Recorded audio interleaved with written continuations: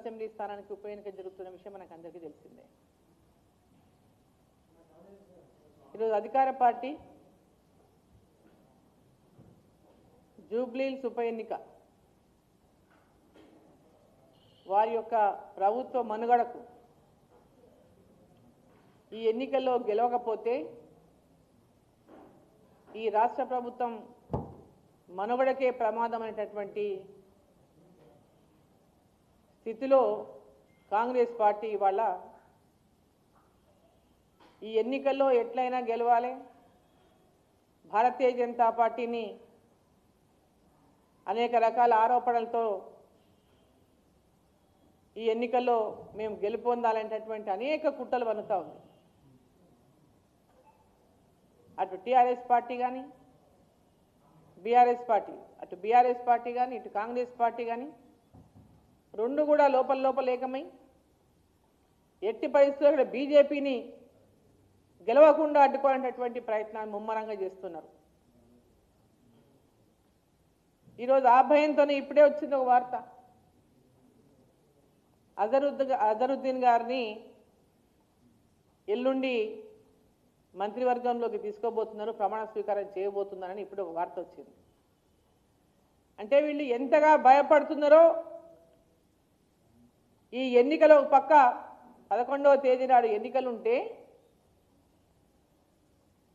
జనరల్గా ఎన్నికలు జరుగుతున్నప్పుడు, ఉప ఎన్నిక జరుగుతున్నప్పుడు రాష్ట్రంలో కోడ్ అమల్లో ఉంటుంది, ఇటువంటివి చేయడానికి వీలు ఉండదు. కానీ ఇది జూబ్లీహిల్స్ వరకే పరిమితం, ఎన్నికల కోడ్ జూబ్లీహిల్స్ వరకే ఉంది కాబట్టి మేము మంత్రివర్గాన్ని ప్రమాణ స్వీకారం అజరుద్దీన్ గారితో చేయించవచ్చని ఈరోజు ఎల్లుండి 31వ తారీఖు 11 గంటలకు వాళ్ళు ముహూర్తం పెట్టుకున్నారనే విషయాన్ని తెలుస్తాం. అంటే ఇదంతా చూస్తుంటే కాంగ్రెస్ పార్టీకి వాళ్ళకు ఓడిపోతామనేటటువంటి భయం పట్టుకున్నది. ఖచ్చితంగా కాంగ్రెస్ పార్టీ ఎన్నికల్లో ఓడిపోబోతున్నది అనేటటువంటి విషయం కూడా స్పష్టమైంది. బీఆర్ఎస్ పార్టీ గతంలో అధికారంలో ఉండి 10 సంవత్సరాలు ఈ రాష్ట్రంలో పరిపాలించి ఈ రాష్ట్రాన్ని అప్పుల కూపంలోకి నెట్టేసి ఎక్కడైతే ఎన్నికలు జరుగుతున్నాయో ఆ ప్రాంతంలో కూడా మనం ఎన్నికల ప్రచారం సందర్భంగా మనం పోయి చూస్తుంటే కనుక అక్కడ ఉన్నటువంటి పరిస్థితులు అధ్వానమైనటువంటి పరిస్థితులు ఉన్నాయి. ఇండ్లు లేనటువంటి వాళ్ళు, డ్రైనేజీలు లేవు, రోడ్లు లేవు, గతుకుల గుంతల రోడ్లు, ఉండడానికి ఇండ్లు లేవు, అనేక మంది. కానీ ఈ ప్రాంతాల్లో పెద్ద ఎత్తున ఉపాధిని వెతుక్కుంటూ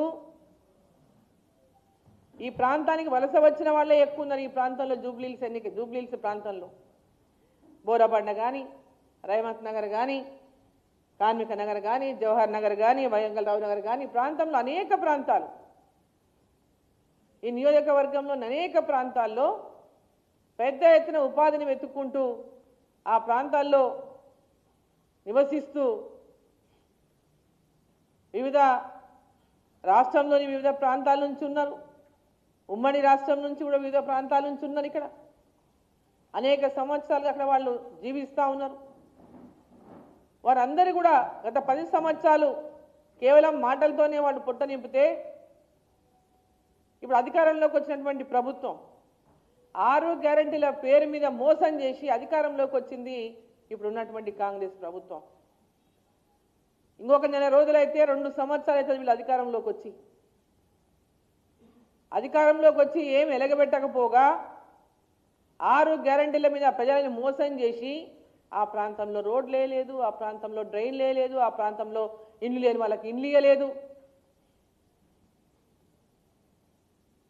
ప్రతి 18 సంవత్సరాలు నిండినటువంటి మహిళకు ప్రతి ఇంట్లో 2,500 రూపాయలు ప్రతి మహిళకి ఇస్తామనేటువంటి హామీని నిలబెట్టుకోలేదు. ఇప్పటిదాకా 2,000 పెన్షన్ 4,000 చేస్తామనేటువంటి మాట నిలబెట్టుకోలేదు.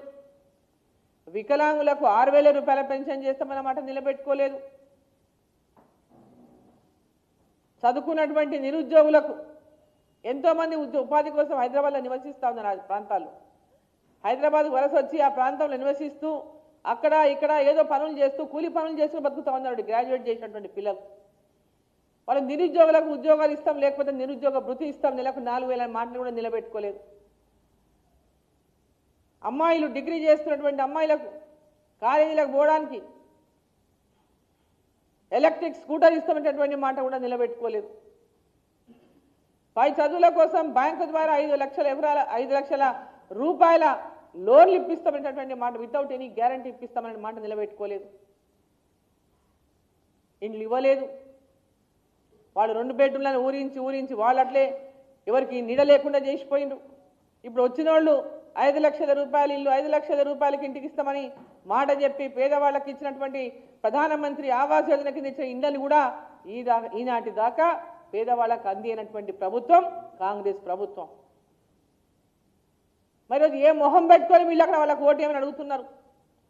వీళ్ళు ఏం ఉద్ధరించిందని చెప్పి వాళ్ళ ఓటు ఏమని అడుగుతున్నారు? ఆ జూబ్లీ హిల్స్ ఎన్నికల్లో కాంగ్రెస్ పార్టీకి ఓటు అడిగే అర్హత ఉందా? అసలు ఓటు అడిగే హక్కు ఉందా? అసలు 2 సంవత్సరాలుగా ప్రజలకు ఇచ్చిన హామీని నిలబెట్టుకోకుండా మోసం చేసినటువంటి మీకు ఆటో వాళ్ళకు సంవత్సరానికి 12,000 ఇస్తామని మాట ఇచ్చిండ్రు.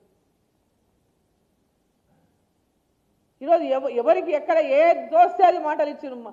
దేవుళ్ళ మీద ఓట్లేసిండ్రు. వేములవాడ, గురుమూర్తి, మన్యంకొండ, ఎక్కడ పోతే ఏ గుడికి పోతే ఆ గుడి దగ్గర వాళ్ళ మీద దేవుళ్ళ మీద ప్రమాణాలు చేసి హామీలు ఇచ్చిండ్రు. సమ్మక్క సారలక్క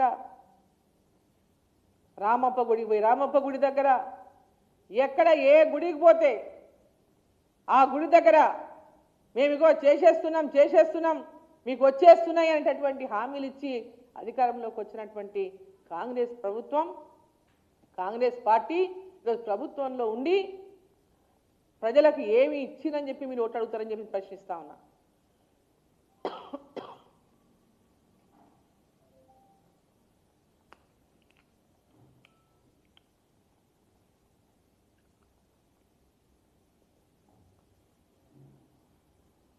నిన్న మేము క్యాంపెయిన్ చేస్తూ ఉన్నాం అన్ని ప్రాంతాల్లో.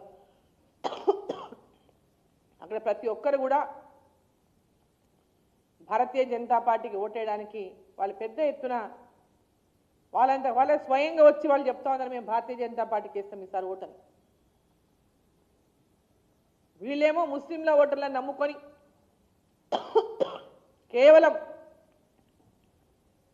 కేవలం ముస్లింలను మచ్చిక చేసుకొని ఎంఐఎం నుంచి పోటీ చేసినటువంటి అభ్యర్థిని కాంగ్రెస్ పార్టీ నుంచి ప్రకటించుకొని ముస్లిం ఓట్లతో గెలవాలంటేటువంటి తాపత్రయం తప్ప కాంగ్రెస్ పార్టీకి ప్రజలకేదో మేలు చేసో మంచి చేసో అభివృద్ధి చేసో ఓటేటటువంటి పరిస్థితి రోజు కాంగ్రెస్ పార్టీ లేదు. కేవలం ముస్లింల ఓట్లను నమ్ముకొని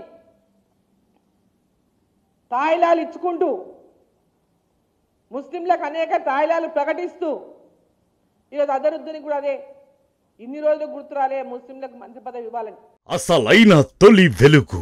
ఫాలో వాట్సాప్ @తొలి వెలుగు official.